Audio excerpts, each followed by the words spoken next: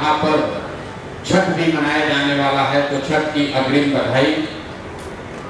आज आपको दिवाली के अगले ही दिन कष्ट इसलिए दिया है कि बिहार में हो रही एक अप्रत्याशित लोकतांत्रिक प्रक्रिया में एक अप्रत्याशित घटना जो घटित हो रही है वो आपको आपके संज्ञान में लाना चाहते हैं। अभी तक पिछले कुछ वर्षों में हम लोगों ने इस देश में देखा है कि जो लोग नए दल, छोटे दल या कई जगहों पर तो बड़े दल भी जब चुनाव जीत कर आते हैं तो उनके विधायकों की खरीद फरोख्त होती है।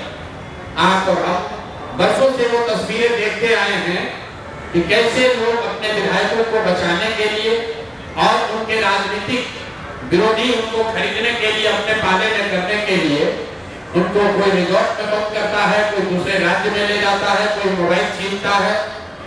सरकारें बनाई और बिगाड़ी जाती हैं। और पिछले कुछ वर्षों में भारतीय जनता पार्टी की एक छवि बनी है कि चुनाव कोई भी जीते, सरकार यही लोग बनाएंगे। अब बिहार में इन्होंने एक नया प्रयोग, नया अभियान शुरू किया। बिहार में 3 वर्षों तक जन स्वराज को वोट कटवा पार्टी बताने वाले भारतीय जनता पार्टी ये कहने वाले कि इनकी कोई वजूद नहीं है। इनकी हालत देखिए।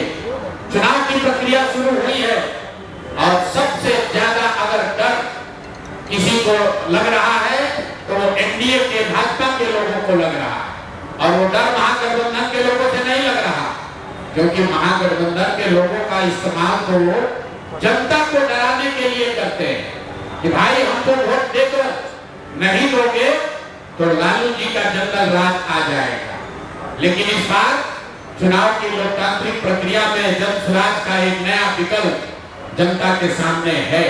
और जो बात में पिछले 2 बरस से गांव-गांव जाकर मैंने बताया है कि जन स्वराज का सबसे बड़ा असर ये है कि सबसे बड़ा योगदान ये है कि 30 वर्षों से चल रही बंधुआ मजदूरी, लोगों की मजबूरी, जहां लालू जी के डर से भाजपा जीती और भाजपा के डर से लालू जी को आपको वोट देना पड़ता है, उस राजनीतिक बंधुआ मजदूरी को खत्म करने का रास्ते का नाम है जन स्वराज। और इसकी मांगनी आप देखिए, यहाँ का एक क्षेत्र, अभी आपने खबर सुनी होगी कि पिछले 4-5 दिनों में 3 जन स्वराज के घोषित उम्मीदवार जिन्होंने नामांकन किया या जो लोग नामांकन करने गए उन लोगों को नामांकन नहीं करने दिया गया या नामांकन किया तो उससे उनका नामांकन विड्रॉ कराया गया।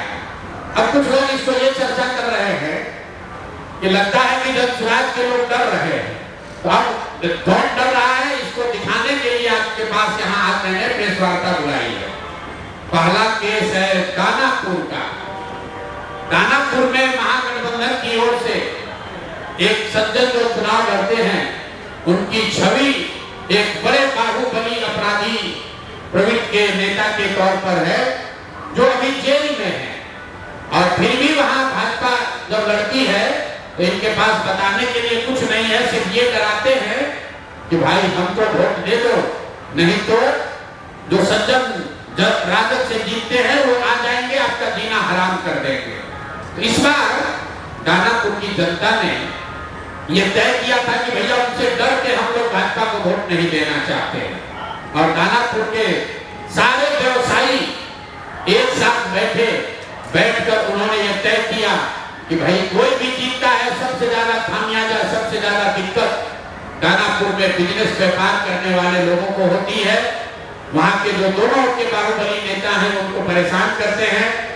तो वहां के लोग यहाँ आए, मेरे साथ उनकी 3 राउंड 4 राउंड बैठकें हुई और सबने मिलकर अपने में से, आपस में से एक राजनीतिक व्यक्ति जो वहां पर व्यवसायी भी है, उनका नाम अखिलेश है, उसे बोलचाल की भाषा में उनका नाम मुकुल साहब है। वो लोग आए और पूरे समाज ने मिलकर ये तय किया कि मुकुल साहब जी को भैया आप टिकट दीजिए। तो हम लोग इन रीतलाल यादव के डर से भाजपा को और भाजपा के डर से रीतलाल यादव को जो वोट देने की व्यवस्था बनी है, इससे हम लोग निकल सके।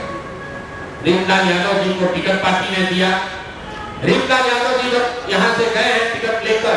मैं आपको उसका चित्र जारी कर रहा हूँ। ये मुकुल शाह का, ये मुकुल शाह है जो मनोज भारती जी के हाथ से यहाँ से सिंबल लेकर गए, और ये साहब सिंबल लेकर तो गए, लेकिन वहां पर निर्वाचन के ऑफिस तक नहीं पहुंच सके। ये कहां गए? पूरे दिन तक मीडिया में अफवाह चलता रहा और भाजपा वाले ये बताते रहे कि रीतलाल यादव ने, उनके गुंडों ने, राजद के गुंडों ने जन स्वराज के उम्मीदवार को बंधक बना लिया है।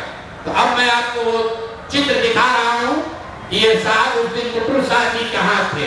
ये देखिए, ये है भारत के गृह मंत्री, ये भारत के गृह मंत्री हैं अमित शाह।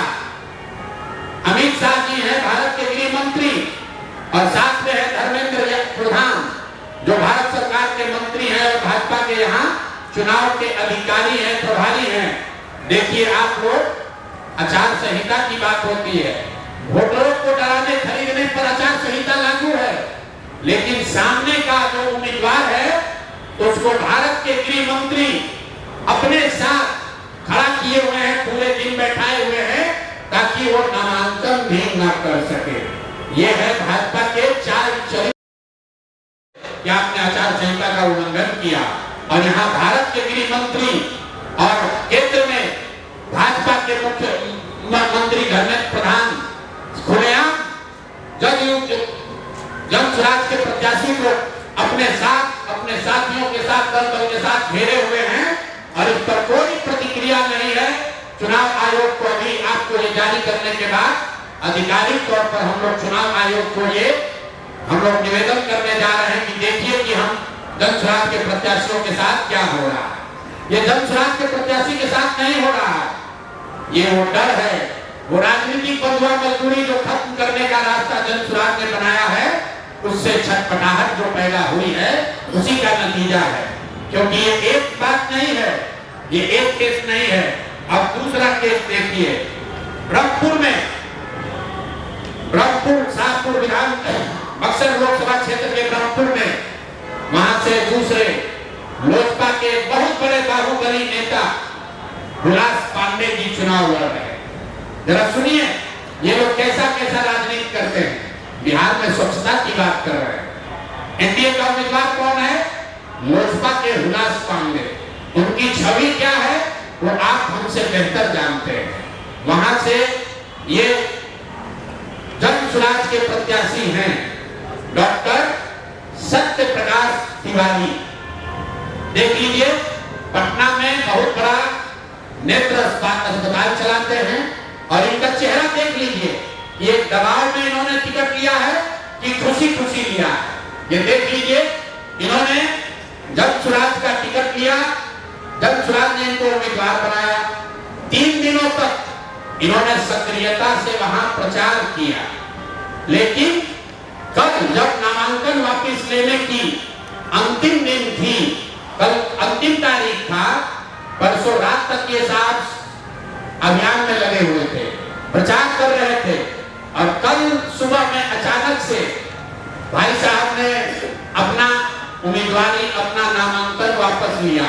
और वापस लेने के पीछे का चित्र देख लीजिए, उन्होंने एक चित्र जारी किया है जहां पर साहब अपना, डॉक्टर साहब अपना नामांकन वापस ले रहे हैं। हम चित्र जारी कर रहे हैं, देखिए धर्मेंद्र प्रधान हैं और यही डॉक्टर सत्य प्रकाश तिवारी हैं।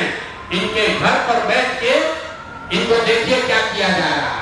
आपने भारत के लोकतांत्रिक इतिहास में ये नहीं देखा होगा कि चुनाव घोषित होने के बाद जो उम्मीदवार है, आधिकारिक तौर पर उम्मीदवार है, उससे पार्टी का कार्यकर्ता नहीं, लोकल नेतृत्व नहीं, भाजपा के केंद्र में मंत्री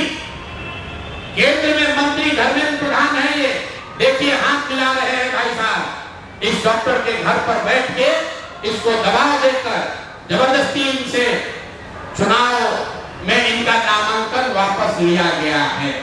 मेरे भाई, लोजपा के एक बाहुबली नेता को बचाने के लिए, वहां के एक जन स्वराज के सभ्य डॉक्टर की उम्मीदवारी को खत्म कराने के लिए आप इतनी ताकत लगा रहे हैं, तो पूरा बिहार को ये देखने समझने जानने समझने की जरूरत है कि जब स्वराज के लोग भाग रहे हैं कि यहाँ खुलेआम गुंडागर्दी की जा रही है, लोकतंत्र की हत्या की जा रही है। आप बताइए, आप में से कोई भी आदमी, आप सारे पत्रकार यहाँ देश के भी पत्रकार हैं, पूरे देश के इतिहास में, लोकतांत्रिक इतिहास में आप दिखा दीजिए कि जहां किसी दूसरे पार्टी का घोषित उम्मीदवार, उसके साथ भारत के गृह मंत्री, भारत के केंद्रीय मंत्री बैठकर उसको डराकर, समझाकर, कोर्स करके उससे उम्मीदवारी वापस लेने के लिए मजबूर कर रहे हैं। ये चित्र आपके सामने जारी कर रहे हैं। ये कहानी यही नहीं रुकी है, ऐसी गलती इन्होंने सूरत में की थी। मैं इनको